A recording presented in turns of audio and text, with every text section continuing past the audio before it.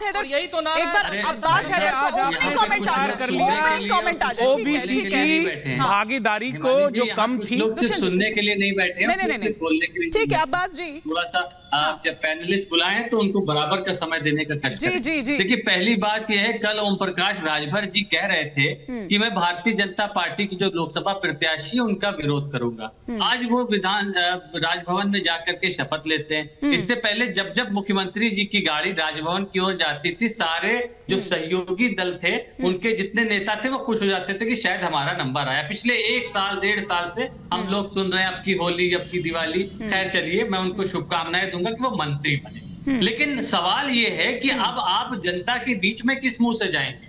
आप प्रधानमंत्री मोदी जी को दुनिया का सबसे बड़ा झूठा कहते थे। मुख्यमंत्री को किस प्रकार के शब्दों से आपने नवाजा है, मैं आपके चैनल पे वो कह भी नहीं सकता हूं कि वही ओम प्रकाश राजभर जी हैं। ओम प्रकाश राजभर जी भारतीय जनता पार्टी का विरोध करके चुनाव लड़े और 6 सीटें जीती। मैं मानता हूं जितने लोगों ने आज शपथ ली है उसमें दारा सिंह चौहान जी का मैं सम्मान इसलिए करता हूं कि कम से कम क्योंकि वो पाला बदलते रहते हैं, कभी सपा में जाते हैं, कभी बसपा में जाते हैं, और आज बीजेपी ने तोहफा दे दिया। हाँ नहीं, हिमानी जी बात पूरी हो जाने दीजिए। आखिर में आप मेरे पास आई हैं। भले ही दारा सिंह चौहान ने जो है पार्टी से इस्तीफा दिया, विधानसभा का चुनाव लड़े, उसके बाद जनता ने उन्हें नकार दिया। जनता ने बता दिया कि दल बदलुओं का क्या हाल हम करेंगे, निश्चित रूप से। देखिए, लेकिन ये ओम प्रकाश राजभर जी जैसे लोग और जो लोगों ने शपथ ली है, ये तो वो लोग हैं जो समाजवादी पार्टी के साथ भारतीय जनता पार्टी के विरोध में इन्होंने चुनाव लड़ा था। आज 1-1.25 साल से ये एनडीए के साथ में, क्या एक बार जातिगत जनगणना का शब्द इनके मुंह से सुना?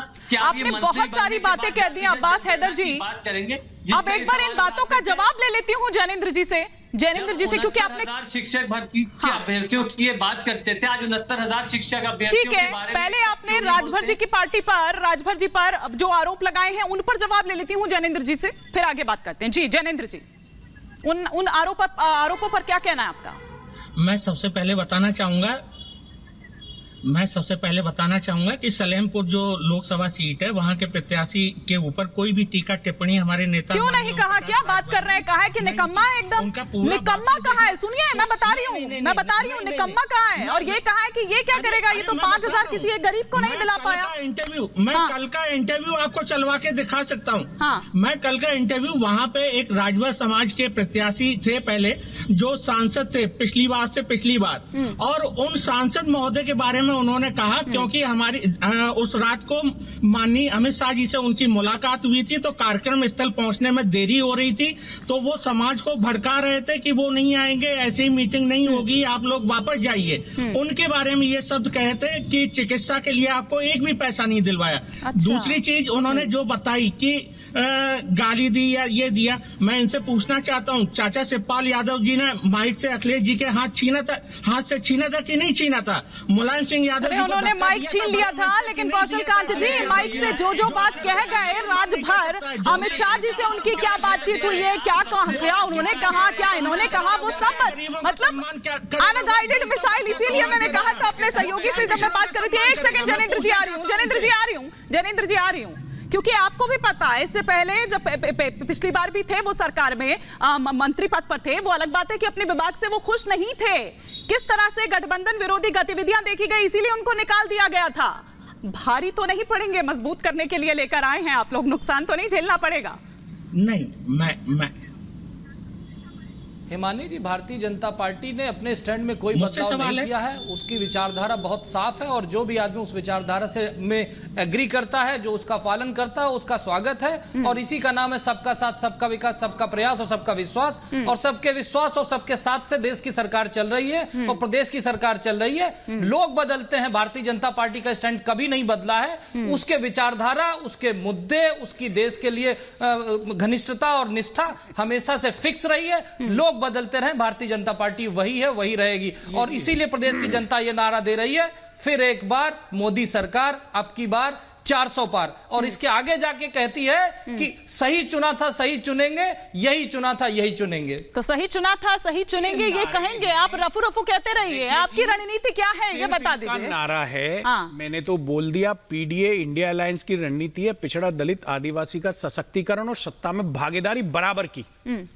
ये इंडिया अलायंस और पीडीए का एजेंडा है इस 2024 चुनाव। मतलब फूट डालो और राज करो की नीति पर चल रहा है ना आप। अभी भी जो अंग्रेज छोड़कर गए थे उसी पर रफू का काम चल रहा है। बांटो और राज करो की नीति बात करते थे। हम जाति की बात नहीं करते, हम जाति के आधार पर भागीदारी नहीं देते। परिवार डेवलपमेंट अलायंस श्रेष्ठ पीडीए का एक और श्रेष्ठ की बात करने वाले अब फिर से आ गए। अब चौहान की बात कर रहे हैं, डेवलप करने का अलायंस जितनी भी कास्ट है ओबीसी उसके नाम पे पीडीए की नई परिभाषा बता रहे हैं। पीडीए की नई परिभाषा बता रहे हैं, परिवार डेवलपमेंट अलायंस।